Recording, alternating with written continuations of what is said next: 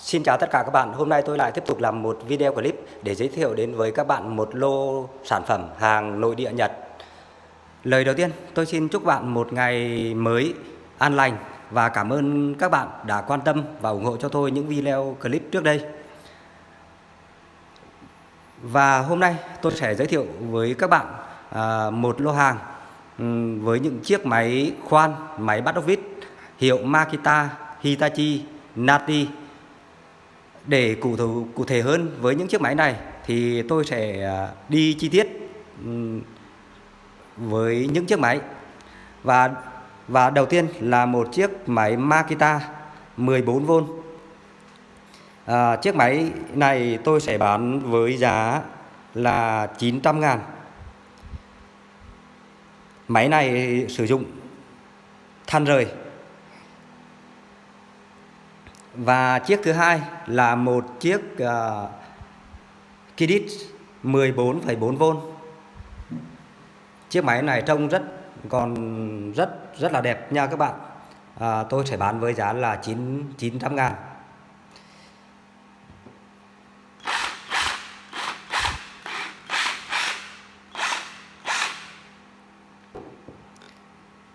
Và chiếc thứ ba là một chiếc Makita 14V. Chiếc này bao gồm máy và vỏ pin nha các bạn. Chiếc này tôi chưa đóng pin. Tôi bán với giá là 600.000. Chiếc này chạy rất là êm. Và chiếc thứ tư cũng là một chiếc Makita. Chiếc này cũng là 14,4V. Tôi sẽ thử cho các bạn. Rất là mạnh nha các bạn.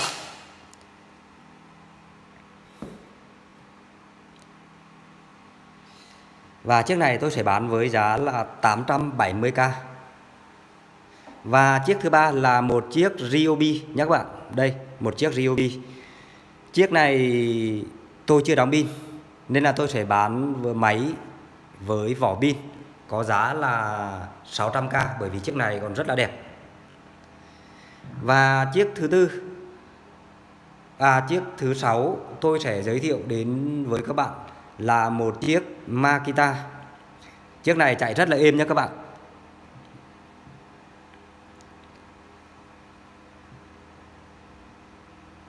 Chiếc này nếu tôi bán máy, pin và sạc, tôi sẽ bán với giá là 900.000 nha các bạn. Nếu mà chỉ máy, thân máy không vỏ pin, tôi sẽ bán với giá là 450.000. Nếu thân máy cộng với vỏ pin, tôi sẽ bán là 550.000. Còn ở đây là một chiếc Hitachi nha các bạn. Đây là một chiếc Hitachi nhưng mà nó mất tem này. Nhưng mà đây là một chiếc Hitachi 12V máy bắt vít. Trông còn rất là mới, rất là đẹp nha các bạn. Đây, đầu không bị rơ lắc nha các bạn. Chiếc này tôi sẽ bán thân máy với vỏ pin 400.000. Và ở đây là một chiếc Makita màu đỏ nha các bạn. Chạy rất là êm. Chiếc này là 12V cho các bạn, than rời, than ngoài. Các bạn nghe rất là êm, rất là êm. Có điều tốc nha các bạn. Tất cả máy đều có điều tốc.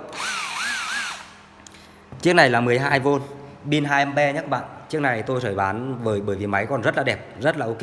Đầu không rơi lắc, tôi sẽ bán với giá 900.000 nha các bạn. Chiếc số 6. Và đây là một chiếc máy khoan hiệu Bosch. Chiếc này tôi chưa đóng pin. Tôi sẽ bán với giá 400.000.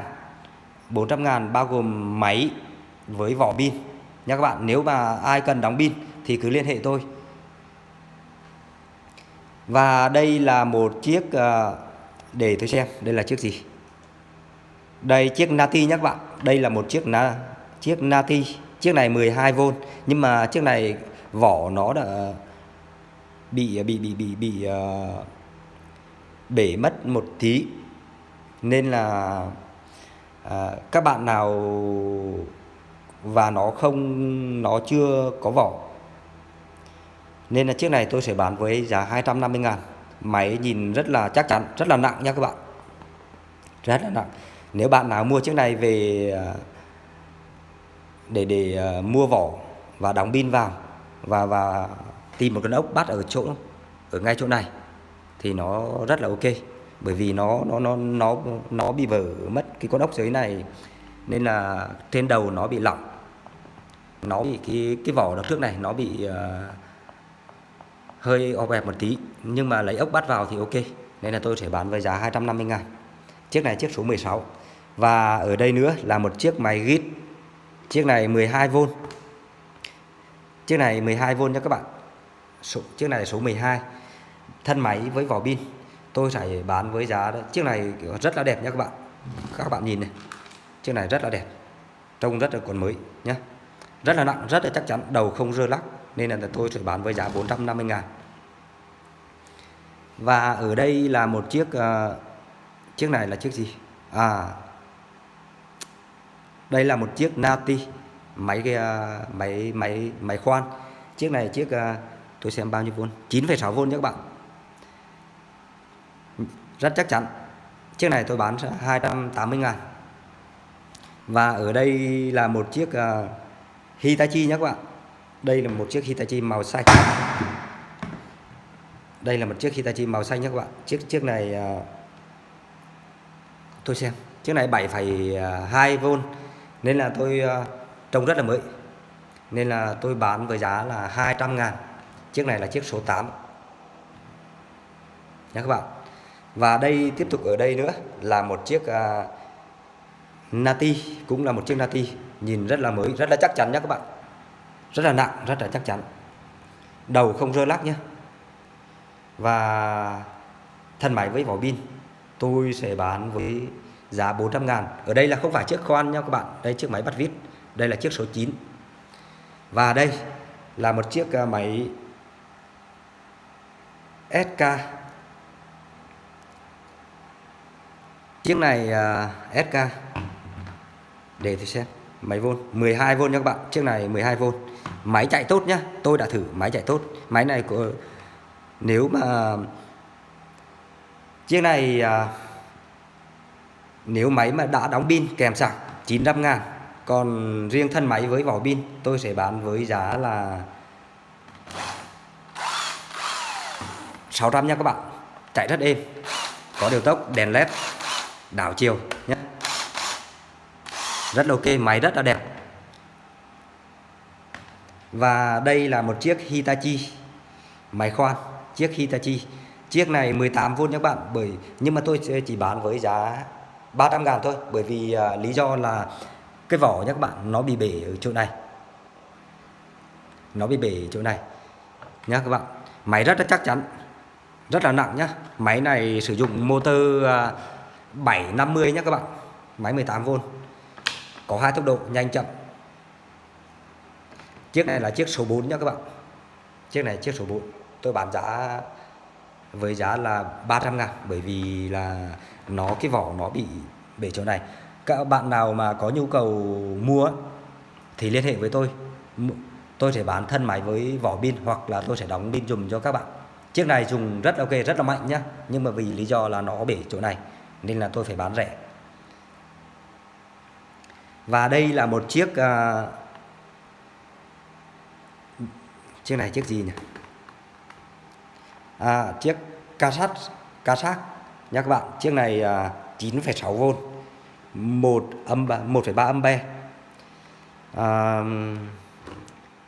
Chiếc này chỉ có một tốc độ thôi nha các bạn, có 15 nấc, từ 1 đến 15 và chế độ khoan. Chiếc này tôi đã đóng pin, máy chạy rất là êm. Máy này là máy do Tây Ban Nha sản xuất nha các bạn.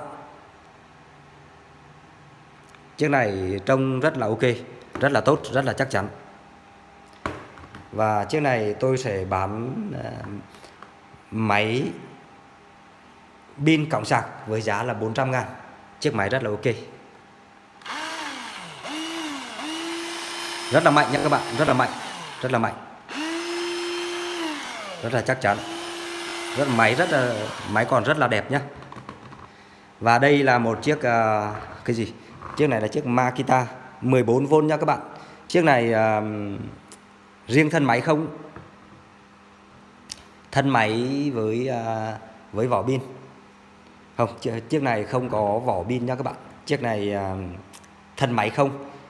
Tôi sẽ bán với giá là 500.000 nha, 500.000 nha các bạn. Chiếc số 10. Chiếc này các bạn lên trên Shopee nhá, các bạn mua một chiếc vỏ của nó chỉ vỏ zin đó các bạn, thì từ 130 cho tới 150. Còn vỏ lô á thì chỉ dưới 50.000. Tôi chỉ biết là dưới 50.000. Nếu mà các bạn nào mà có nhu cầu đóng pin, tôi sẽ đặt vỏ về, tôi sẽ làm cho các bạn. Nếu mà máy đã đóng pin thì chiếc này tôi sẽ bán là 870.000. Đầu không rung lắc nha các bạn, máy chạy rất êm. Và tất cả các máy ở đây tôi đều thử, tôi đã test và máy chạy rất ok, rất là êm. Máy sống nhá các bạn, tôi không bán máy chết. Và tất cả các máy đây tôi sẽ bảo hành 1 đổi 1 trong vòng 1 tháng nha các bạn.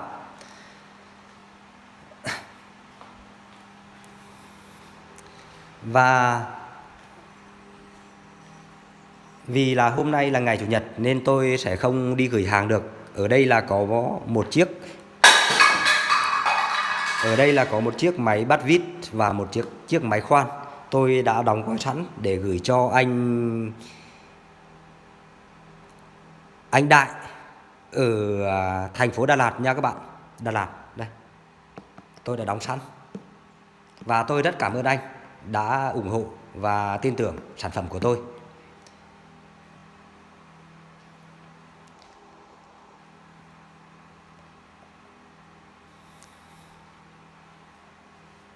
Tôi sẽ quay lại một lần nữa nhé, cho các bạn xem. Đây, chiếc số 3, chiếc số 6, chiếc số 14, chiếc số 15, chiếc số 13. Đây là chiếc số 20. Và đây là chiếc số 11. Chiếc số 1.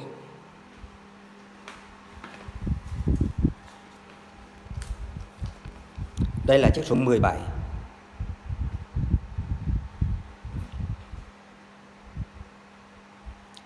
Đây là chiếc số 10 nha các bạn. Và đây là chiếc số 2. Đây là chiếc số 4.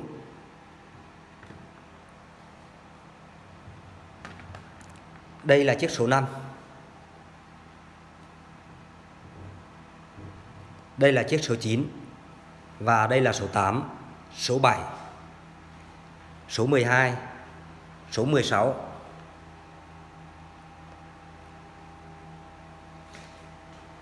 Và các bạn ai có nhu cầu thì xin liên hệ với tôi qua số điện thoại 0985 28 7577. Tôi xin chân thành cảm ơn.